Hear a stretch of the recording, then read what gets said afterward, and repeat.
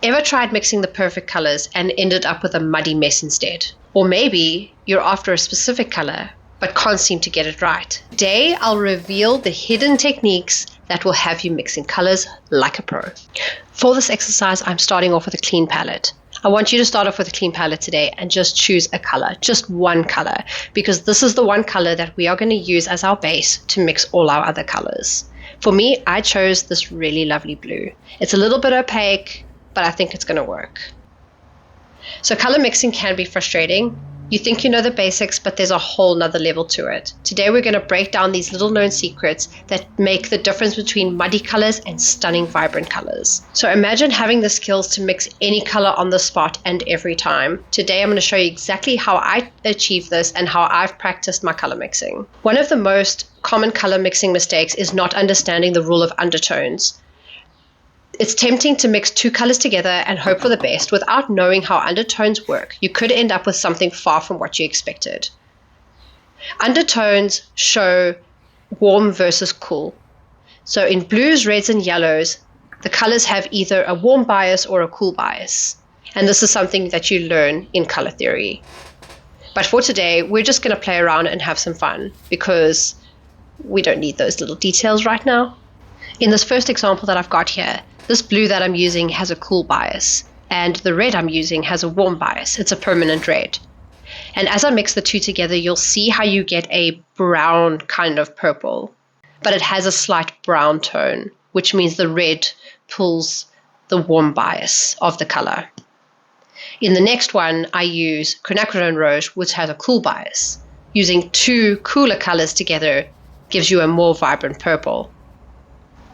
And in the next set of colors, we're testing out what adding yellow does. So adding a rooty yellow, which is an opaque yellow with a warm bias, to this blue that I've got, I have a really delicious green. I actually really, really love this green.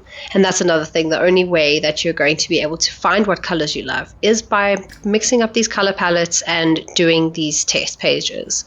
I love having them to go back on when I'm working and to see, ooh, that was a good green, that was a good yellow, and using those colors to mix my mixes again.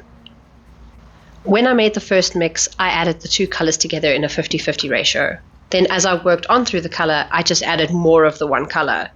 So adding more rooty yellow as I went along. For the second one, I used a lemon yellow. So using these two cool colors together gave me a luminous green. It's really, really beautiful. But then as I got to the following mix and I mixed it with New Gamboge, I got a deeper green and one that is also quite satisfying. But then adding yellow ochre to the mix, it also gives quite an earthy green. So the cool colors gave me luminous and the warmer bias colors gave me these really deep earthy tones. They're really beautiful, don't you think? So when you start working with colors for your paintings, it's always good to know if the color mix is going to come out more luminous and bright or more dulled and brown. So when you're working with shadows, you're going to want those duller tones so that you can deepen up one side of your painting.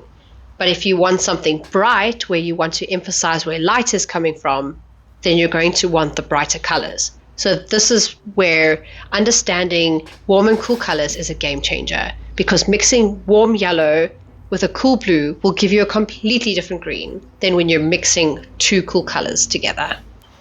Now I wanted to see what would happen if I mixed these shades with a neutral tone.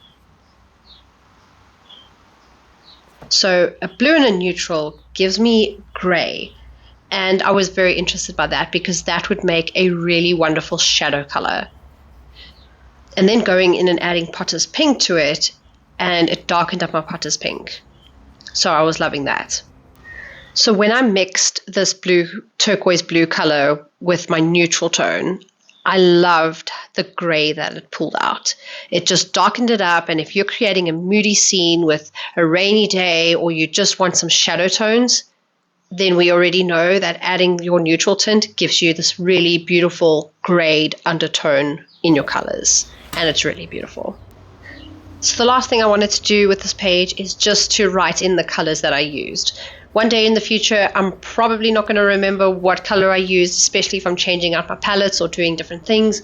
So marking down the colors just gives you a really fail-safe way to remembering what your secondary color was or what your base color was, your add-in color, because I would probably forget. So it's a great reminder.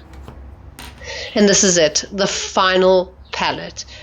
It's great to see these colors laid out. It gives you depth. It shows you what kind of vibrancy and character you can aim for while painting.